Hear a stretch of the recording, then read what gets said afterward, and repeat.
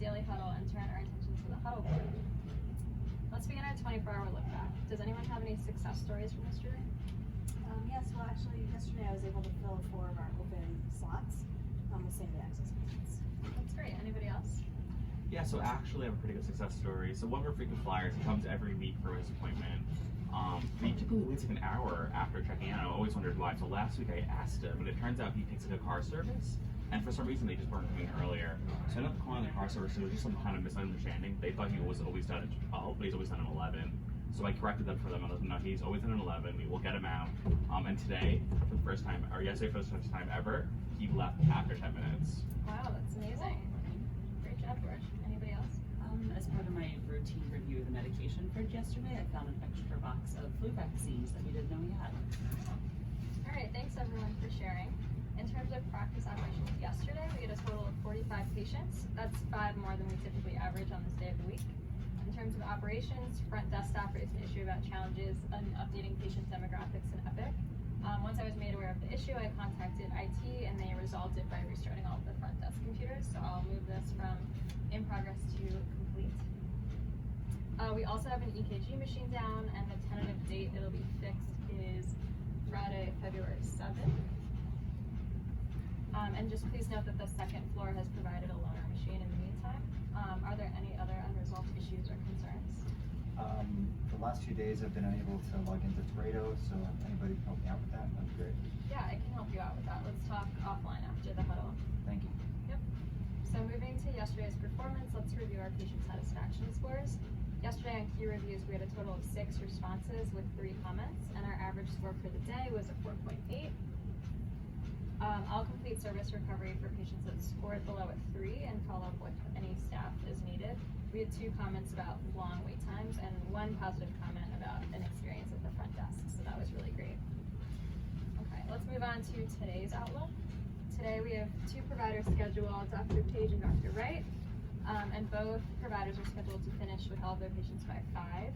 We have no sick calls today, but Lauren is scheduled for PTO today and tomorrow.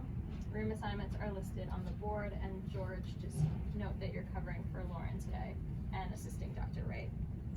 And yeah, the full schedule is on the board. Front desk. So today we have 52 confirmed appointments, so far 0 cancellations. I have 3 patients I'm doing insurance verification on that are needed today. I'll finish that definitely by this afternoon. And I know that there's an opening on Dr. Wright's schedule at 1 p.m., so I'm going to try to fill this with the same day slot, and I'll let you know, George, about that. And that's it for front desk. So from our end, for today we're expecting about 27 patients, of which 18 should be follow-ups, and the remaining 9 are new. We know that Mr. Jones is coming in at around 11, however he usually runs over schedule, so George, I'll remind you of that this afternoon if you don't mind, so you can cover for me at the 11:30 lunch. And then finally, 1 patient probably going to need vaccination. If that's the case, Hillary will reach out to you if you don't mind. Great. That's it from my end. Thanks, John. Dr. Wright has 25 scheduled patients. 15 of them are follow-up, and 10 of them are going to be new. Miss Michelle is scheduled at 10 a.m. She usually comes late or cancels, so I usually know if she cancels right away, just so I don't set up the room for her. And we don't have or are expecting any sort of special cases or visits today. Great, thanks, George. In terms of special cases, I am expecting someone coming in this afternoon for travel vaccinations. But other than that, I'm planning to restock all of the rooms today with supplies, so if there's anything that's out, just let me know. Okay, great, thank you. In terms of operational challenges for today, let's start with supply issues.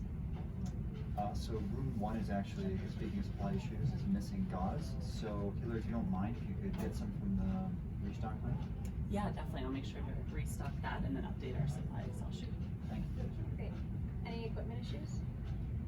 As you mentioned earlier, the EKG machine is down, so if anybody needs any help with the loaner machine, just let me know. Any facility issues? Yeah, so there actually, I was prepping the rooms this morning. I noticed there was a chair ripped in exam room 2. I took it out of the exam room because it's not Joint Commission compliant, and I let everyone know by putting on the post-it on the board. Oh yeah, thanks for bringing that up and posting on the board. Are there any other supply, equipment, or facilities issues? What about IT? So I'm actually experiencing an IT issue. The printer number 2 at the front desk, the one that keeps jamming, is actually jammed again. I didn't have have a chance to write it up on the huddle board though before today's huddle. Okay, thank you. I can add it right now. Letter number 2. Thank you. Okay, thanks everyone. Let's review our team priorities, starting with our key performance metric of copay collections. Our goal for copay collections is 90%, but for the past week, we've been consistently in the 80% range, as you can see here on the run chart. Let's try to dig a little deeper into what the barriers are that keep us from achieving our 90% goal. Does anyone have any ideas? Yeah, you know, I think in the registration process, when I ask for the copay collection at the beginning of the process, I see that the collection is usually higher than if I were to wait until the end of the process, so that might be contributing to the low performance. Interesting, great suggestion. Any other thoughts? No? Okay. Let's move on to today's service excellence tip of the day. Every touch point is an opportunity to deliver exceptional service. Does anyone have any suggestions of how we can exhibit this service standard? So I think, like, for exceptional service from the front desk perspective, instead of calling people back up to the desk to pick up their like ID card and insurance card, I can walk it back over to them when I'm done with my step. I think patients would really appreciate that. It's a great idea. Anybody else? Yeah, something I tend to do is I try to tell a joke while I'm drawing blood. It really puts them at ease, a little calmer while I'm doing it, so they don't get so freaked out by the needle in their arm. Yeah, great idea, everyone. Moving on to general announcements. Please note that the lobby is under construction until next week. Also, our holiday party is going to be on January 31st, so please RSVP if you haven't already. That's it for announcements. For staff recognition, great catch by Hillary. She caught a mislabeled specimen when she was in the lab and addressed the issue before it was sent out, so thanks Hillary for that. Great job. Also today is Jumon's birthday, so happy birthday Jumon. And Swati is coming up on her 10-year work anniversary this year. Oh, congratulations. So congratulations. All right, everyone, that's like the end of our huddle. Come to a close. Thank you all for your participation and hard work, and have a safe rest of the day. Jumon, I will help you look into that printing out issue, and Swati, I'll let you know when I follow up with the printer. Okay, thank you. Yeah.